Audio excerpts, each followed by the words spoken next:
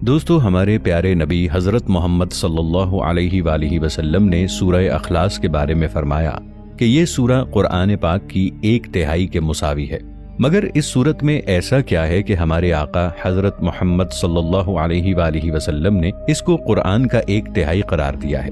اور یہ جانتے ہیں کہ اس صورت میں اللہ تعالیٰ کا کون سا راز چھپا ہوا ہے اور یہ صورت کتنی طاقتور ہے۔ اس کا ہر حرف، لفظ اور ہر آیت اللہ تعالیٰ کا جیتا جاگتا معجزہ ہے۔ ایک شخص نے رسول اللہ صلی اللہ علیہ وآلہ وسلم سے عرض کیا کہ میں سورہ اخلاص سے محبت کرتا ہوں، تو آپ صلی اللہ علیہ وآلہ وسلم نے فرمایا کہ اس کی محبت تجھے جنت میں لے جائے گی۔ ایک شخص نے کسی کو اس سورت کو پڑھتے ہوئے رات کے وقت سنا کہ وہ بار بار اسی کو دہرا رہا ہے۔ صبح کے وقت آ کر اس نے حضور صلی اللہ علیہ وآلہ وسلم سے ذکر کیا، گویا کہ وہ اسے ہلکے ثواب کا کام جانتا تھا۔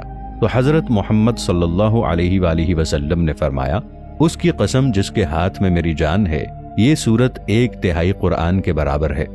مسند احمد کی روایت میں ہے کہ حضرت ابو ایوب انصاری رضی اللہ تعالی عنہ نے فرمایا، کیا تم میں سے کسی کو یہ طاقت حاصل ہے کہ وہ ہر رات تیسرا حصہ قرآن کا پڑھ لیا کرے؟ صحابہ کرام رضوان اللہ علیہم اجمعین کہنے لگے کہ یہ کس سے ہو سکے گا؟ آپ نے فرمایا، سنو، قل هو اللہ 1/3 قرآن کے برابر ہے۔ اتنے میں رسول اللہ صلی اللہ علیہ وآلہ وسلم بھی تشریف لے آئے۔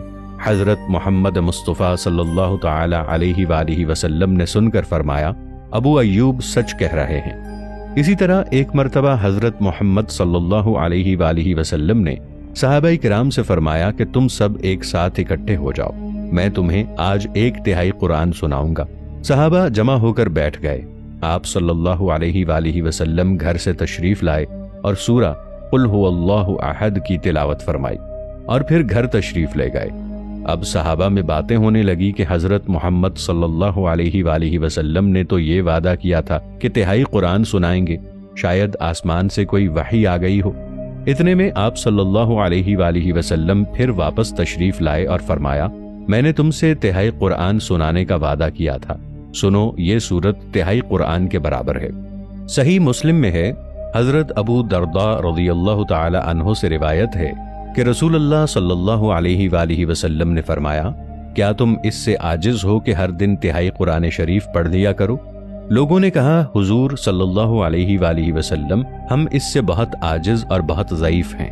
آپ صلی اللہ علیہ وآلہ وسلم نے فرمایا، سنو، اللہ تعالیٰ نے قرآن کے 3 حصے کیے ہیں، قل هو اللہ احد تیسرا حصہ ہے۔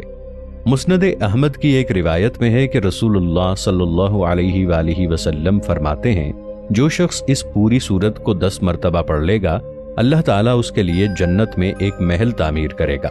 اس پر حضرت عمر رضی اللہ تعالی عنہ نے کہا، یا رسول اللہ صلی اللہ علیہ وآلہ وسلم، پھر تو ہم بہت سے محل بنوا لیں گے۔ آپ صلی اللہ علیہ وآلہ وسلم نے فرمایا، اللہ اس سے بھی زیادہ اور اس سے بھی اچھے محلات دینے والا ہے۔ ابو یعلا کی ایک حدیث میں ہے کہ جو شخص قل هو اللہ احد 50 مرتبہ پڑھ لے تو اس کے 50 سال کے گناہ معاف ہو جاتے ہیں۔ حضرت ابو سعید خدری رضی اللہ تعالی عنہ سے روایت ہے کہ سورہ اخلاص کو آدھے یا 1/3 قرآن کے برابر قرار دیا گیا ہے۔ سورہ اخلاص کے مکی اور مدنی ہونے میں کافی اختلافات موجود ہیں، کیونکہ حضرت عبداللہ بن مسعود رضی اللہ تعالی عنہ سے روایت ہے کہ قریش کے لوگوں نے رسول اللہ صلی اللہ علیہ وآلہ وسلم سے کہا کہ اپنے رب کا نسب ہمیں بتائیں، تب اللہ تعالی نے وحی کے ذریعے یہ سورت نازل کی۔ حضرت جابر بن عبداللہ رضی اللہ تعالی عنہ کا بیان ہے کہ ایک اعرابی نے نبی صلی اللہ علیہ وآلہ وسلم سے کہا کہ اپنے رب کا نسب ہمیں بتائیے۔ اس پر اللہ تعالی نے یہ سورت نازل فرمائی۔ ابن عباس رضی اللہ تعالی عنہ سے روایت ہے کہ یہودیوں کا گروہ رسول اللہ صلی اللہ علیہ وآلہ وسلم کی خدمت میں حاضر ہوا، جس میں کعب بن اشرف اور حوی بن اخطب شامل تھے، اور انہوں نے کہا کہ اے محمد صلی اللہ علیہ وآلہ وسلم، ہمیں بتائیے کہ آپ کا وہ رب کیسا ہے جس نے آپ کو بھیجا ہے۔ اس پر اللہ تعالی نے یہ سورت نازل فرمائی۔ حضرت انس رضی اللہ تعالی عنہ کا بیان ہے کہ خیبر کے کچھ یہودی رسول اللہ صلی اللہ علیہ وآلہ وسلم کی خدمت میں حاضر ہوئے اور انہوں نے کہا، اے ابو القاسم صلی اللہ تعالی علیہ وآلہ وسلم، فرشتوں کو اللہ نے نور سے آدم علیہ السلام کو مٹی سے، ابلیس کو آگ کے شعلے سے، آسمان کو دھوئیں سے اور زمین کو پانی کی جھاگ سے بنایا۔ اب آپ ہمیں اللہ تعالیٰ کے بارے میں بتائیں کہ اللہ تعالیٰ کا وجود کس چیز سے بنا ہے۔ رسول اللہ صلی اللہ علیہ وآلہ وسلم نے اس بات کا کوئی جواب نہ دیا۔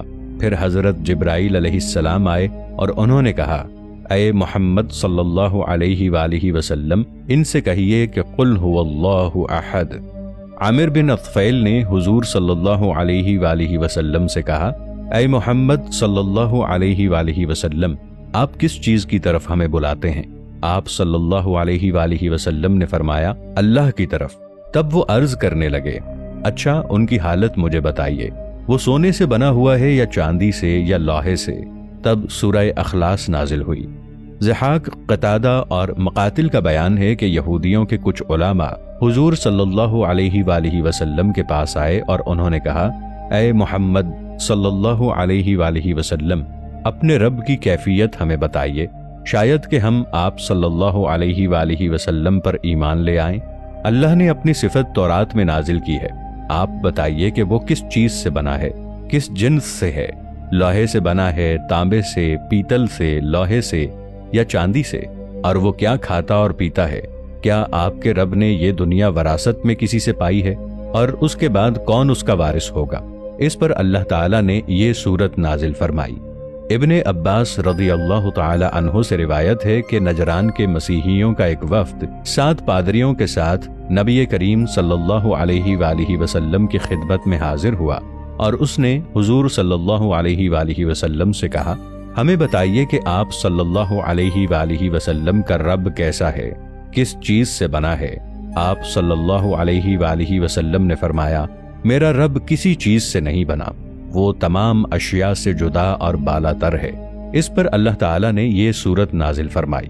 ان روایات سے معلوم ہوتا ہے کہ مختلف مواقع پر مختلف لوگوں نے رسول اللہ صلی اللہ علیہ وآلہ وسلم سے اس معبود کی ماہیت اور کیفیت دریافت کی تھی جس کی بندگی اور عبادت کی طرف آپ صلی اللہ علیہ وآلہ وسلم لوگوں کو دعوت دے رہے تھے، اور ہر موقع پر آپ نے اللہ تعالیٰ کے حکم سے ان کو جواب دینے کے لیے یہی سورت نازل ہوئی۔ اس کے بعد مدینہ منورہ میں یہودیوں نے، کبھی مسیحیوں نے اور کبھی عرب کے دوسرے لوگوں نے حضور صلی اللہ علیہ وآلہ وسلم سے اسی نوعیت کے سوال کیے، اور ہر مرتبہ اللہ تعالیٰ کی طرف سے اشارہ ہوا کہ جواب میں سورہ اخلاص آپ ان کو سنا دیجئے۔ اگر احادیث کا مطالعہ کیا جائے تو یہ مکہ کے ابتدائی دور میں نازل ہوئی ہے، جب اللہ تعالیٰ کی ذات و صفات کے بیان میں قرآن کی مفصل آیات ابھی نازل نہیں ہوئی تھیں، اور لوگ حضرت محمد صلی اللہ علیہ وآلہ وسلم کی دعوت کو سن کر یہ معلوم کرنا چاہتے تھے کہ آخر آپ صلی اللہ علیہ وآلہ وسلم کا رب کیسا ہے، جس کی بندگی کی طرف آپ صلی اللہ علیہ وآلہ وسلم لوگوں کو مائل کرتے ہیں۔ اس کے بالکل ابتدائی دور کی نازل شدہ سورت ہونے کا ایک ثبوت یہ بھی ہے کہ مکے میں جب حضرت بلال حبشی رضی اللہ تعالی عنہ کا آقا امیہ بن خلف ان کو دھوپ میں تپتی ہوئی ریت میں لٹا کر ایک بڑا سا پتھر ان کی چھاتی پر رکھ دیتا تھا تو وہ احد احد پکارتے تھے۔ یہ لفظ احد اسی سورت سے ماخوذ تھا۔